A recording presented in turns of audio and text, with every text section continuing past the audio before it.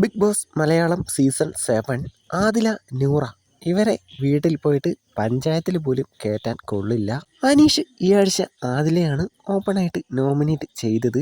അതിൻ്റെ വൈരാഗ്യമാണ് ആദില, നൂറ ഈ ആഴ്ച നടന്ന വീക്കിലി ടാസ്കിൽ കാണിക്കുന്നത്. ഗെയിമാണെങ്കിൽ എല്ലാവരോടും ആ ഗെയിം കാണിക്കണം. അനീഷിൻ്റെ അടുത്ത് ചെന്ന് ബോട്ടിൽ തട്ടിക്കളയുക, അനീഷ് സംസാരിക്കുന്നതിൻ്റെ ഇടയിൽ കയറി സംസാരിക്കുക. ആദിലയുടെ വായിന്ന് വരുന്ന വർത്താനം കേട്ടാലോ ഇത്രയ്ക്ക് തറയാണെന്ന് ആദ്യ നാളുകളിൽ മനസ്സിലായില്ല. ഇന്നലത്തെ പ്രശ്നങ്ങൾക്കെല്ലാം കാരണം നൂറയാണ്. അനീഷിൻ്റെ ബോട്ടിലെ ലെമൺ ജ്യൂസ് മുഴുവനായി ഒഴിച്ചു കളഞ്ഞത് നൂറയാണ്. അതുപോലെ തന്നെ ഇന്നും അനീഷിൻ്റെ ബോട്ടിലെല്ലാം നൂറ തട്ടിക്കളഞ്ഞു.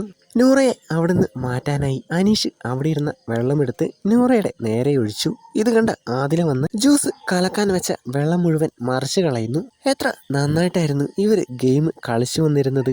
എല്ലാവർക്കും ഇഷ്ടമായിരുന്നു. ഇപ്പോൾ ഏറ്റവും വെറുക്കപ്പെട്ടവരാണ് ഈ രണ്ടുപേരും.